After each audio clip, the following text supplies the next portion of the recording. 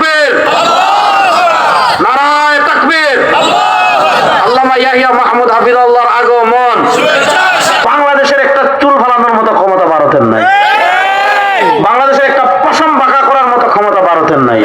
এই জন্য যুবকদেরকে বলবো, ইমানের প্রশ্নে আমাদেরকে অটল থাকতে হবে।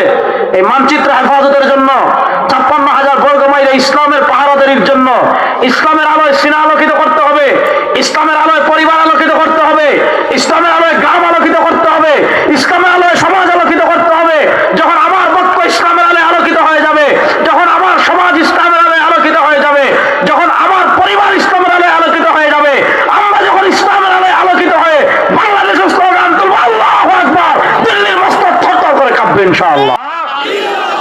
বলেন না লা ইলাহা ইল্লাল্লাহ, লা ইলাহা ইল্লাল্লাহ। আপনি যদি মুসলমান হতে হবে, আপনাকে বলতে হবে সূর্য আমার রব হতে পারে না, চন্দ্র আমার রব হতে পারে না, নেতা আমার রব হতে পারে না, নেত্রী আমার রব হতে পারে না, মূর্তি আমার রব হতে পারে না, দুনিয়ার কোন নেতা আপনার রব হতে পারে না, ভারত আমার রব হতে পারে না, আমেরিকা আমার রব হতে পারে না, রাশিয়া আমার রব হতে পারে না, কোন সুপার পাওয়ার আমার রব হতে পারে না। লা ইলাহা ইল্লাল্লাহ, আমার রব একমাত্র নারায়ে তাকবীর। আল্লামা ইয়াহিয়া মাহমুদ হাফিজাহুল্লাহর আগমন।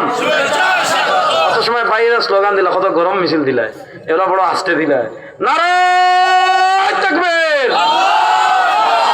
এখন হুজুর আসছেন, শুনেন, দুনিয়ার একটা নিয়ম হলো ভাই, যেখানে সূর্য উঠে এর মোমবাতি শেষ, যেখানে কারেন্ট আইলো লেফটনের দাম আছে নি মাতেন না দেখি ভাই, কারেন্টের লাইট আছে নাকি মোমবাতি জ্বালাইব নি।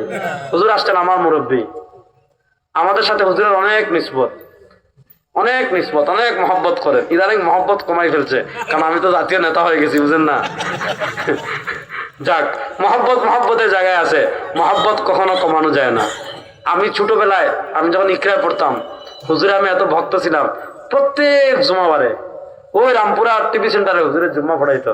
তো মসজিদ এটা ভিতর আয়তনে ছোট ছিল, এখনো ছোট, মানে মাকামে বড়, টিভি সেন্টারের পাশেই। তো আমি প্রত্যেক মিশকাত দাওরা, প্রত্যেক জুমা আমি ঢাকায় থাকলে হুজুরের মসজিদে আমি পড়তে যেতাম, আগে ভাগে যাইতাম, যাতে হুজুরের দেখে হুজুরের ওয়াজ কি শুনি।